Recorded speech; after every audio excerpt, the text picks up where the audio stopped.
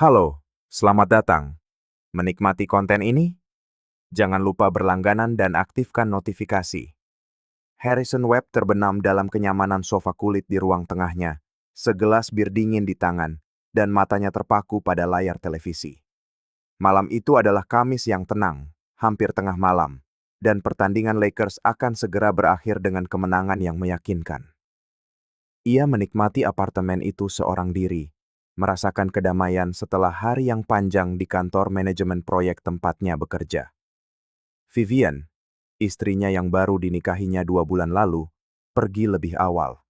Katanya, ia akan ke rumah kakaknya, Rachel, untuk membantu merawat keponakannya yang sedang demam tinggi. Harrison sempat menawarkan diri untuk ikut, tetapi Vivian bersikeras ia tidak perlu ditemani, bahwa itu hanya akan memakan waktu beberapa jam, dan Harrison sebaiknya bersantai saja di rumah. Saat itu, tawaran Vivian terdengar seperti sebuah perhatian yang tulus. Ponsel Harrison di atas meja kopi bergetar, layarnya menyala menampilkan nama Brandon. Brandon telah menjadi sahabat Harrison sejak SMA, salah satu persahabatan solid yang bertahan selama puluhan tahun. Harrison mengerutkan kening ketika melihat jam. Brandon jarang menelepon selarut ini kecuali ada sesuatu yang penting. Ia menjeda pertandingan dan menjawab, "Hei Bung, ada apa?" Suara Brandon di seberang sana terdengar tegang, ragu-ragu dengan cara yang belum pernah Harrison dengar sebelumnya. "Harry, Bung, aku di Apex Club dan..." "Sial, aku bahkan tidak tahu bagaimana harus memberitahumu soal ini." Perut Harrison seketika menegang. Ada sesuatu dalam nada suara Brandon yang menandakan masalah. "Katakan saja, Brandon. Ada apa?" "Istrimu di sini, dan dia sangat mesra dengan seorang pria. Maksudku terlalu mesra. Mereka menari dan berciuman, Bung. Maaf aku harus menjadi orang yang memberitahumu." Dunia Harrison seakan miring dari porosnya. Ia langsung duduk tegak di sofa. Bir di tangannya nyaris terlepas. "Kau yakin itu dia?" "Dia bilang dia di rumah kakaknya, merawat keponakan mereka yang sakit." "Bung, aku sedang melihatnya sekarang. Gaun merah, yang kau bilang kau belikan untuk ulang tahunnya bulan lalu." "Itu pasti dia, Harry. Aku tidak akan meneleponmu jika aku tidak benar-benar yakin." Harrison sudah berdiri. Adrenalin membanjiri pembuluh darahnya. "Di mana tepatnya kau?" "Tetap di sana. Aku datang sekarang." Ia menutup telepon sebelum Brandon sempat menyelesaikan jawabannya. Tangannya sudah sibuk mencari kunci mobil. Apex Club berada di pusat kota Cleveland, sekitar 20 menit perjalanan dalam lalu lintas normal. Harrison menempuh perjalanan itu dalam 12 menit, menerobos lampu kuning dan mengemudi dalam amarah dan rasa tak percaya yang bergejolak. Setiap pikiran terasa seperti tusukan. Vivian berbohong tentang keberadaannya. Vivian bersama pria lain. Vivian menghancurkan semua yang telah mereka bangun hanya dalam 2 bulan pernikahan. Bagaimana bisa seseorang membuang segalanya begitu cepat? Ketika Harrison tiba di Apex Club, Brandon sudah menunggu di dekat pintu, tampak gugup dengan ponsel di tangan. Cahaya neon biru dari papan nama klub menyorotkan bayangan di wajahnya yang cemas. "Harry, sebelum kau masuk, kau harus lihat ini. Aku merekamnya karena kupikir kau butuh bukti." Brandon menyerahkan ponselnya, dan Harrison merasa mual saat menonton video itu.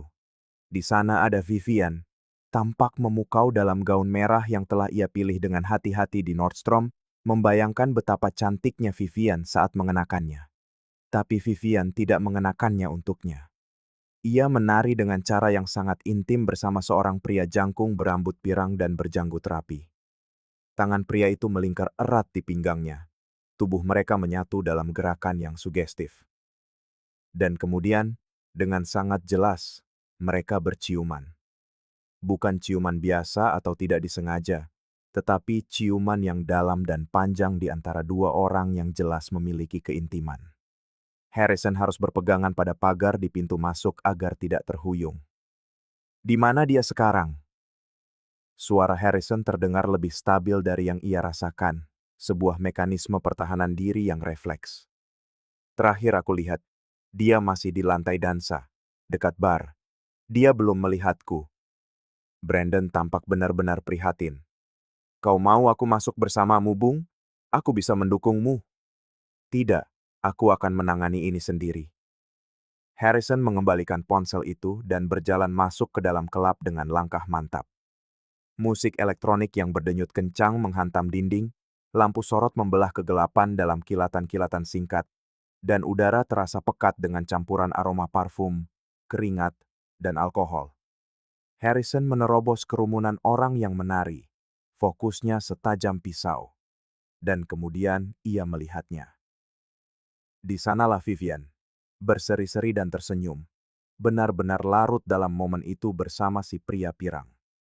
Satu tangannya bersandar di dada pria itu, tangan yang lain memegang segelas sampahnya. Mereka tidak hanya menari, mereka berada di dunia mereka sendiri, tidak menyadari apapun di sekitar mereka. Pria itu membisikkan sesuatu di telinga Vivian, dan ia tertawa, melemparkan kepalanya ke belakang. Tawa yang sama yang begitu Harrison kenal. Tawa yang sama yang ia berikan di hari pernikahan mereka. Harrison berjalan lurus ke arah mereka, berhenti kurang dari 1 meter jauhnya. Ia berdiri di sana dalam diam, hanya mengamati. Butuh beberapa detik yang berharga, tetapi Vivian akhirnya merasakan kehadirannya. Ketika matanya bertemu dengan mata Harrison, ia membeku. Wajahnya seketika pucat pasi, senyumnya lenyap dalam sekejap. Gelas sampahnya itu nyaris terlepas dari tangannya. Harrison! Suaranya terdengar seperti jeritan melengking di tengah musik, penuh kepanikan. Ia segera menarik diri dari pria pirang itu. Apa? Apa yang kau lakukan di sini? Harrison hampir tertawa mendengar absurditas pertanyaan itu. Aku? Apa yang aku lakukan di sini? Ia membiarkan sarkasme menetes dari setiap kata. Kenapa tidak kau jelaskan apa yang kau lakukan di sini, Vivian? Kukira keponakanmu yang sakit butuh bantuan darurat. Atau itu juga kebohongan? Pria pirang itu menyadari bahwa ia berada di pusat drama rumah tangga yang eksplosif. Mencoba menyelinap pergi diam-diam. Tetapi Harrison mencengkeram lengannya. Tidak keras, tetapi cukup kuat untuk menahannya. Jangan, jangan, jangan. Kau tetap di sini. Aku ingin semua orang memahami situasinya. Harrison sengaja melihat sekeliling. Beberapa orang di dekatnya sudah berhenti menari dan menyaksikan konfrontasi itu.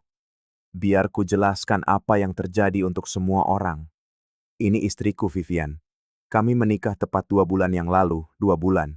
Dan hari ini, dia memberitahuku bahwa dia sedang merawat keponakan yang sakit, tetapi sebaliknya, dia ada di sini, di kelab ini, menempel pada pria ini. Menarik, bukan? Vivian langsung menangis terseduh-seduh. Air mata mengalir seolah ia memiliki keran emosi. Sayang, ini tidak seperti yang terlihat. Aku bisa jelaskan. Tidak seperti yang terlihat? Harrison mengeluarkan ponsel Brandon dari sakunya. Video itu masih terbuka dan menunjukkannya padanya. Kalau begitu, jelaskan padaku seperti apa ini menurutmu, Vivian. Karena bagiku, ini terlihat seperti istriku yang baru berumur 2 bulan mencium pria lain di klub saat dia seharusnya merawat keluarga. Tapi mungkin aku salah. Mungkin itu orang lain yang memakai wajah dan gaunmu. Pria pirang itu, yang jelas tidak nyaman, dan berharap bisa berada di tempat lain, mencoba membela diri. Bung, dengar. Aku tidak tahu dia sudah menikah. Dia tidak memakai cincin saat kami bertemu di acara kantor minggu lalu. Tentu saja tidak, sela Harrison. Suaranya penuh racun. Cincinnya pasti jatuh secara misterius dari jarinya sebelum dia masuk ke sini kan? Atau mungkin dia menyimpannya di tas agar tidak menghalangi rencananya malam ini. Ia mengalihkan pandangannya kembali ke Vivian, yang kini tampak gemetar hebat. Berapa lama, Vivian? Berapa lama ini berlangsung? Dan jangan berbohong padaku. Kesabaranku sudah habis. Vivian terisak keras. menyeka wajahnya dengan tangan gemetar. Beberapa minggu, akhirnya ia bergumam, nyaris tak terdengar. Aku bertemu Dylan di acara kantor dan kami mulai mengobrol dan... Dylan! Harrison mengulangi nama itu seolah meninggalkan rasa pahit di mulutnya. Jadi, kau mau bilang tinta di surat nikah kita bahkan belum kering dan kau sudah main belakang dengan pria lain? Kita bahkan belum selesai membongkar koper dari bulan madu kita dan kau sudah punya orang lain? Kenyataannya lebih buruk dari yang ia bayangkan. Harrison mundur selangkah, menciptakan jarak fisik seolah kedekatan Vivian menular. Kau tahu apa yang paling menyedihkan dari semua ini, Vivian? Bukan pengkhianatannya itu sendiri, tapi fakta bahwa aku benar-benar percaya padamu. Aku percaya saat kau bilang kau mencintaiku, bahwa kau ingin membangun hidup bersamaku, bahwa kau siap menjadi istriku. Ingat saat kau menangis di altar dan bilang itu adalah hari terbahagia dalam hidupmu? Aku percaya padamu.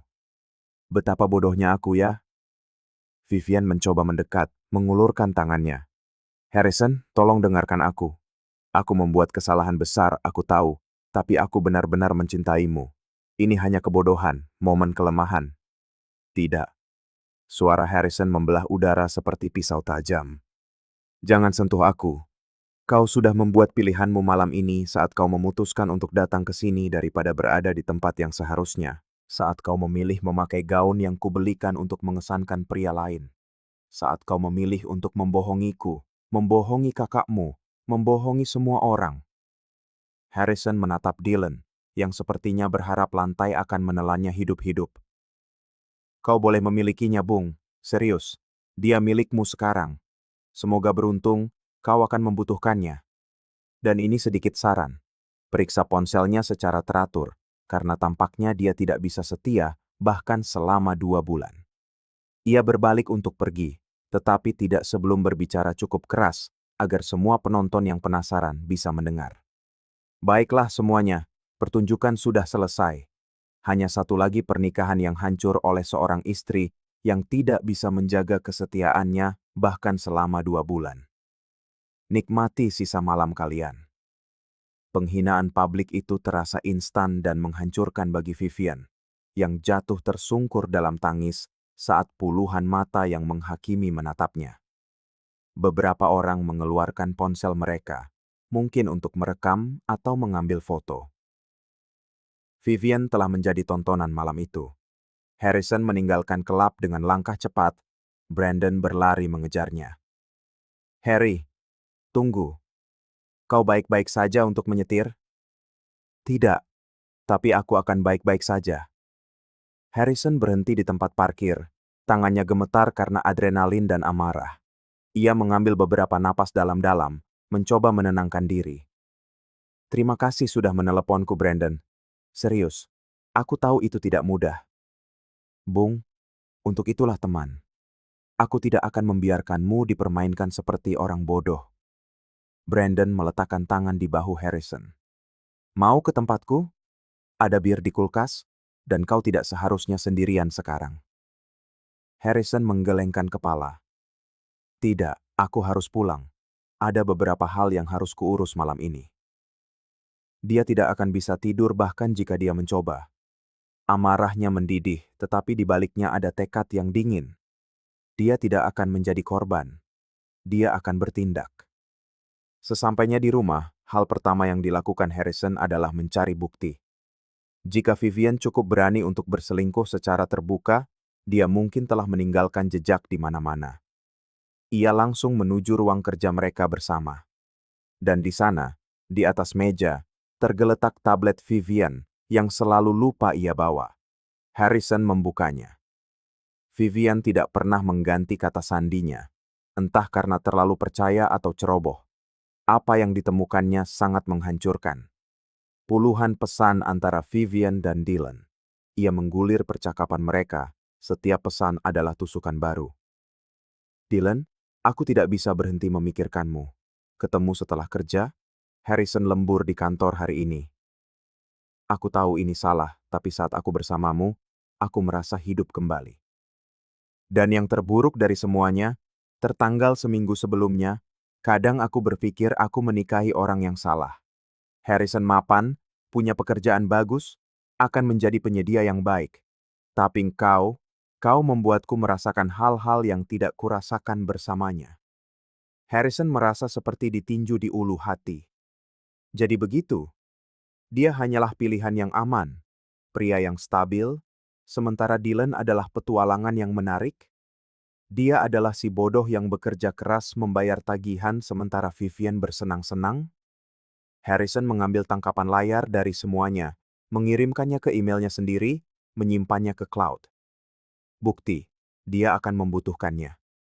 Hampir pukul 3 pagi ketika dia akhirnya berhenti menggali. Dia memiliki semuanya, pesan, foto-foto mesra yang mereka tukarkan, bahkan catatan lokasi dari ponsel Vivian yang menunjukkan dia telah ke apartemen Dylan setidaknya 5 kali dalam 3 minggu terakhir saat mengaku berada di tempat lain. Setiap kebohongan didokumentasikan, setiap pengkhianatan dikatalogkan. Harrison tidak tidur malam itu. Pukul 7 pagi hari Jumat, dia menelepon Richard Chen, seorang pengacara perceraian yang pernah digunakan ayahnya bertahun-tahun lalu selama perceraiannya yang sulit.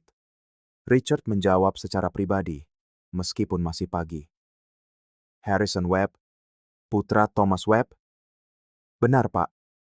Saya perlu menjadwalkan konsultasi mendesak. Saya ingin mengajukan gugatan cerai hari ini jika memungkinkan. Dimengerti. Biar saya periksa jadwal saya.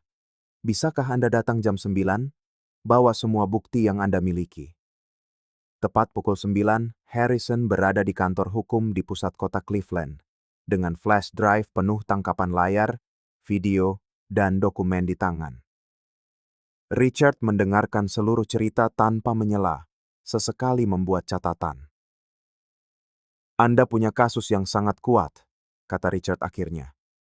Perzinaan yang terbukti, pernikahan baru tanpa anak, bukti yang jelas tentang perencanaan dan penipuan. Di Ohio, itu akan sangat menguntungkan Anda. Bagaimana dengan pembagian aset? Rumah yang kami tinggali adalah milik saya sebelum menikah. Saya membelinya dengan uang dari penjualan properti warisan kakek saya. Hanya atas nama saya. Richard mengangguk setuju. Sangat bagus. Itu properti terpisah, bukan harta gono gini. Dia tidak akan berhak atas apapun. Bagaimana dengan rekening bersama? Kami punya rekening giro bersama yang kami buka setelah menikah, tetapi sebagian besar uangnya milik saya, dan kartu kredit bersama yang dia gunakan.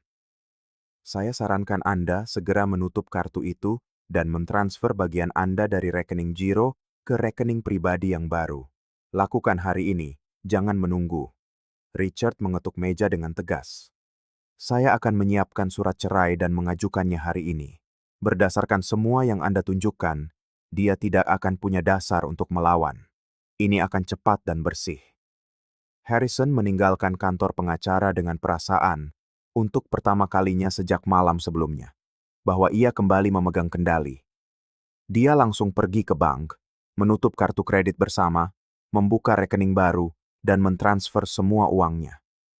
Kemudian dia pulang, dan secara metodis mulai mengemasi barang-barang Vivian, pakaian, sepatu, kosmetik, ke dalam koper dan kotak. Dia tidak bersikap kejam atau merusak, hanya efisien. Vivian telah membuat pilihannya. Sekarang dia harus hidup dengan konsekuensinya. Vivian tiba di rumah sekitar pukul 2 siang. Matanya bengkak karena menangis. Masih mengenakan gaun merah dari malam sebelumnya. Dia berhenti di ambang pintu saat melihat koper dan kotak yang sudah dikemas, menumpuk di ruang tamu. Harrison, kita perlu bicara. Tidak, kau tidak bicara sekarang. Kau mendengarkan. Harrison duduk di sofa. Ketenangannya sedingin es, dan lebih menakutkan daripada teriakan manapun. Aku akan bicara dengan sangat jelas, karena aku tidak mau membuang waktu lagi untuk ini. Pernikahan ini sudah berakhir. Tidak ada diskusi, tidak ada terapi pasangan, tidak ada mari kita coba lagi. Selesai. Pagi ini, aku sudah mengajukan gugatan cerai. Vivian terhuyung seolah ditampar. Harrison, tolong jangan. Kita bisa bicarakan ini. Bicara? Harrison tertawa tanpa humor. Kau mau bicara? Di mana keinginan untuk bicara itu saat kau main belakang dengan Dylan? Saat kau mengirim pesan padanya bahwa kau menikahi orang yang salah? Oh benar, aku melihat semua pesannya Vivian. Setiap pesannya. Wajahnya menjadi pucat. Kau memeriksa tabletku? Tabletmu yang kau tinggalkan di sini tanpa kunci? Ya, dan aku punya salinan semuanya. Setiap pesan, setiap foto, setiap kebohongan yang terdokumentasi. Jadi jangan coba-coba berpura-pura ini hanya kesalahan atau hanya terjadi sekali. Ini sudah berlangsung selama berminggu-minggu, praktis sejak awal pernikahan kita. Vivian jatuh ke lantai, menangis terseduh-seduh. Aku sangat menyesal, Harrison. Sungguh, aku menghancurkan segalanya. Aku bahkan tidak tahu apa yang merasukiku. Aku akan memberitahumu apa yang merasukimu. Harrison berdiri, menatapnya dari atas. Kau egois. Kau menginginkan keamanan dan kesenangan pada saat yang bersamaan. Kau menginginkan suami yang stabil untuk membayar tagihan, dan pacar yang menarik untuk membuatmu merasa hidup. Kau ingin memiliki segalanya. Tapi kau tahu apa yang terjadi pada orang serakah, Vivian. Mereka berakhir tanpa apa-apa. Dia menunjuk ke arah koper-koper itu. Semua barangmu ada di sana. Kau punya waktu sampai hari Minggu untuk keluar sepenuhnya dari rumah ini. Senin pagi, aku akan mengganti kunci. Rumah ini milikku. Dibeli dengan uangku sebelum pernikahan, jadi kau tidak punya hak apapun atasnya. Kau bisa tinggal di rumah orang tuamu atau di apartemen Dylan. Bukan masalahku. Harrison, tolong, mohonnya. Tetapi Harrison sudah menuju ke kamar tidur. Pembicaraan selesai, Vivian. Pengacaraku akan menghubungi pengacaramu. Dan asal kau tahu, aku juga sudah mengirim semua bukti ke Departemen SDM perusahaanmu. Rupanya, ada kebijakan yang melarang hubungan yang tidak diungkapkan antara karyawan. Jadi kau dan Dylan akan punya banyak waktu luang sebentar lagi. Ekspresi ngeri di wajah Vivian akan terasa memuaskan jika Harrison tidak begitu lelah dengan semua ini. Dia mengunci diri di kamar tidur dan meninggalkannya dengan air mata dan pilihannya. Selama akhir pekan, Vivian pindah, mungkin kembali ke rumah orang tuanya. Harrison mengganti kunci pada hari Senin pagi dan memblokir nomornya di mana-mana. Dia mencoba mengirim email, tetapi Harrison memasang filter otomatis. Tidak ada yang bisa dia katakan yang ingin didengar oleh Harrison. Kabar yang paling memuaskan datang pada hari Selasa berikutnya. Brandon menelepon dengan berita, "Bung, kau tidak akan percaya ini. Dylan dipecat, dan Vivian juga dalam masalah di pekerjaannya." "Bagaimana kau tahu?" Harrison benar-benar terkejut. "Sepupuku bekerja di departemen SDM mereka. Rupanya, seseorang mengirim paket bukti lengkap yang menunjukkan mereka memiliki hubungan terlarang selama jam kerja dan menggunakan sumber daya perusahaan untuk mengatur pertemuan. Dylan dipecat karena pelanggaran etika. Vivian tidak dipecat, tetapi dia dipindahkan ke departemen lain dengan gaji lebih rendah dan kehilangan promosi yang akan dia dapatkan. Harrison tidak mengakui bahwa dialah yang mengirim materi itu, tetapi dia merasakan kepuasan yang mendalam.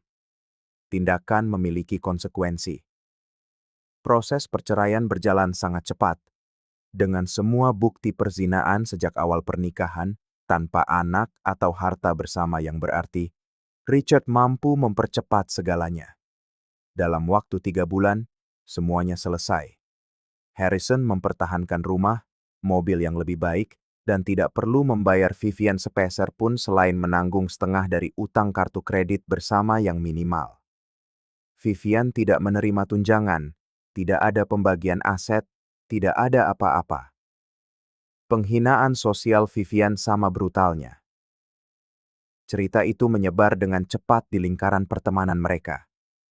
Brandon, yang masih marah dengan apa yang disaksikannya, memberitahu beberapa teman bersama, dan dari mulut ke mulut, cerita itu menyebar.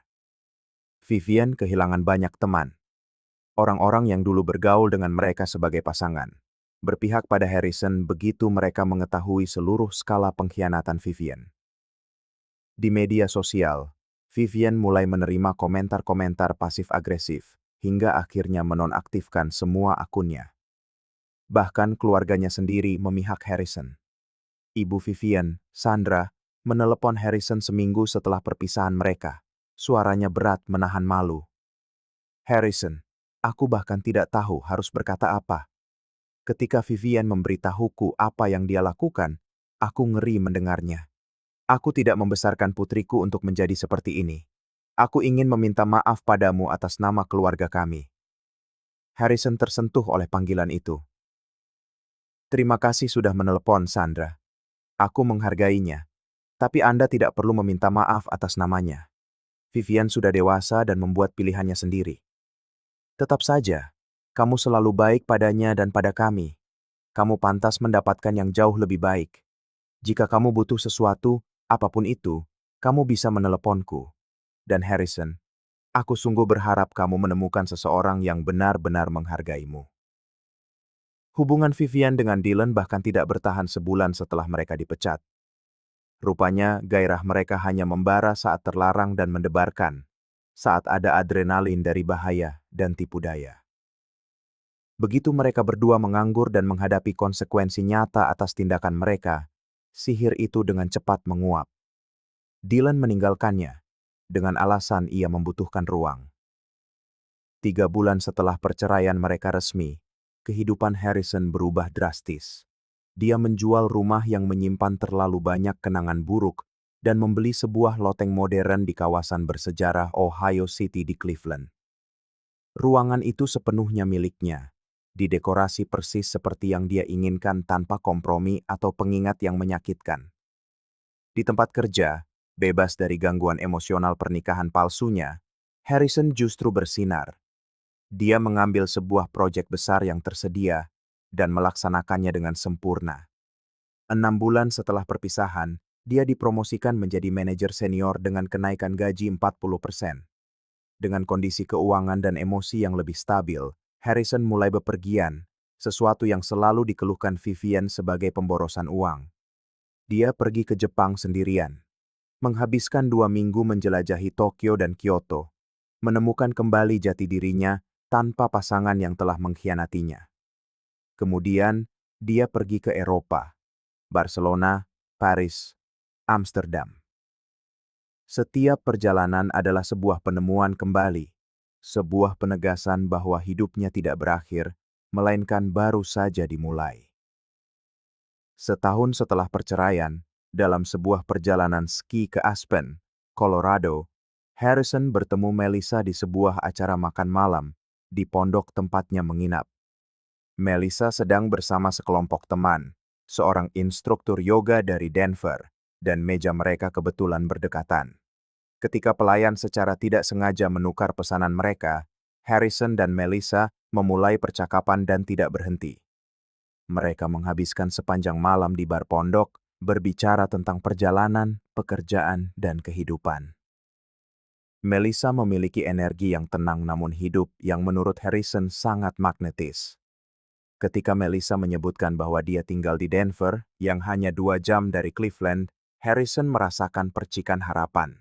Mereka bertukar nomor telepon, dan untuk pertama kalinya sejak perceraian, Harrison benar-benar ingin mengenal seseorang lebih jauh. Harrison dan Melissa mulai bertemu secara teratur, bergantian setiap akhir pekan, salah satu dari mereka bepergian untuk mengunjungi yang lain. Harrison benar-benar transparan tentang masa lalunya sejak awal. Dia menceritakan tentang Vivian, pengkhianatan itu, dan betapa sulitnya membangun kembali kepercayaan. Melissa mendengarkan tanpa menghakimi, berbagi kisah hubungan masa lalunya sendiri, dan mereka membangun sesuatu berdasarkan kejujuran yang mutlak sejak hari pertama. Setelah 2 tahun berpacaran dengan hati-hati dan penuh kesadaran, Harrison melamar Melissa di Aspen, di pondok yang sama tempat mereka bertemu. Kali ini, dia yakin mereka telah menjalani konseling pranikah, melakukan percakapan mendalam tentang harapan, keluarga, keuangan, segalanya. Tidak ada ketergesa-gesaan, tidak ada pertanda buruk yang diabaikan. Hanya 2 orang yang benar-benar saling mengenal dan memilih untuk membangun hidup bersama. Pernikahan mereka kecil namun sempurna. hanya dihadiri 50 teman dekat dan keluarga dalam sebuah upacara di luar ruangan di kebun anggur dekat Denver. Brandon kembali menjadi pendamping pengantin pria, dan dalam pidatonya, dia bercanda bahwa kali ini dia tidak perlu menelepon dengan panik dari klub malam. Para hadirin tertawa, tetapi Harrison tahu kebenaran mendalam di balik lelucon itu. Panggilan telepon dari Brandon telah menyelamatkan hidupnya, menghindarkannya dari penderitaan dan kebohongan selama bertahun-tahun. Sementara itu, Vivian terus terpuruk. Kabar terakhir yang didengar Harrison melalui kenalan bersama, dia sudah mengalami kegagalan hubungan yang ketiga kalinya sejak perceraian, masih terjebak di pekerjaan yang sama dengan jabatan yang diturunkan, tinggal di sebuah apartemen kecil jauh dari teman dan keluarga, membawa reputasi yang dia bangun sendiri. Ibunya, Sandra, sesekali mengirim pesan kepada Harrison pada acara-acara khusus, selalu sopan, selalu menyesali pilihan putrinya. Harrison membalas dengan ramah tetapi menjaga jarak.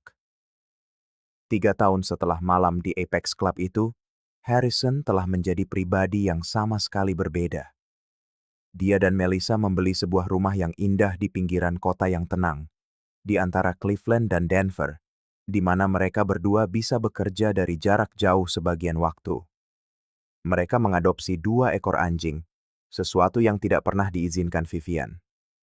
Melissa hamil, dan mereka memiliki seorang putri, Emma, yang membawa kebahagiaan yang bahkan tidak pernah Harrison bayangkan sebelumnya. Dia tidak pernah menoleh ke belakang. Pelajaran yang diambil Harrison dari malam itu sangat jelas dan kuat. Teman sejati akan memperingatkanmu meskipun itu sulit dan tidak nyaman. Bertindak cepat dan tegas dalam menghadapi pengkhianatan bukanlah kelemahan, melainkan harga diri. Beberapa orang menunjukkan siapa mereka sebenarnya lebih cepat dari yang lain. Dan meskipun menyakitkan pada saat itu adalah berkah tersembunyi. Dan akhirnya, percaya lagi setelah dikhianati itu mungkin. Tetapi hanya jika kamu melakukan perbaikan diri yang diperlukan dan menemukan seseorang yang benar-benar pantas mendapatkan kepercayaan itu. Brandon tetap menjadi sahabat terbaik Harrison, paman yang bangga bagi Emma kecil, dan mereka sering mengenang malam itu bukan dengan rasa sakit, tetapi dengan rasa syukur. Panggilan telepon yang tidak nyaman dari Brandon adalah sebuah anugerah. Panggilan itu telah menyelamatkan Harrison dari penderitaan bertahun-tahun yang bisa saja terjadi jika kebenarannya terungkap nanti, mungkin saat sudah ada anak-anak, mungkin dengan kerugian yang jauh lebih besar. Harrison telah belajar bahwa rasa sakit jangka pendek menyelamatkanmu dari penderitaan jangka panjang, bahwa kebenaran selalu lebih baik daripada ilusi yang nyaman, dan bahwa terkadang balas dendam terbaik adalah dengan hidup bahagia, membangun kebahagiaan sejati, dan membiarkan konsekuensi alami dari tindakan seseorang berbicara dengan sendirinya. Vivian telah kehilangan pria yang baik, pernikahan yang menjanjikan, kehidupan yang nyaman, semuanya demi sedikit sensasi murahan dengan seseorang yang membuangnya begitu, keadaan menjadi tidak nyaman. Harrison, di sisi lain, telah kehilangan sebuah ilusi, namun mendapatkan kejernihan. Dia telah kehilangan seorang istri yang tidak setia tetapi mendapatkan kebebasan untuk menemukan cinta sejati. Dia telah kehilangan 2 bulan pernikahan palsu tetapi mendapatkan seumur hidup keaslian dan kedamaian. Dan ketika Harrison menggendong putrinya dalam pelukannya dengan Melissa di sisinya, dan anjing-anjing mereka berlarian di halaman belakang rumah yang mereka bangun bersama, dia tahu dengan pasti bahwa dia telah menang, bukan melalui balas dendam atau kekejaman, tetapi hanya dengan memiliki keberanian untuk menghargai dirinya sendiri, untuk meninggalkan sesuatu yang rusak dan membangun sesuatu yang benar-benar indah sebagai gantinya. Terima kasih telah menonton video ini. Jika Anda menyukainya, jangan lupa untuk berlangganan saluran ini dan aktifkan notifikasi agar tidak ketinggalan pembaruan apapun. Sampai jumpa di lain waktu.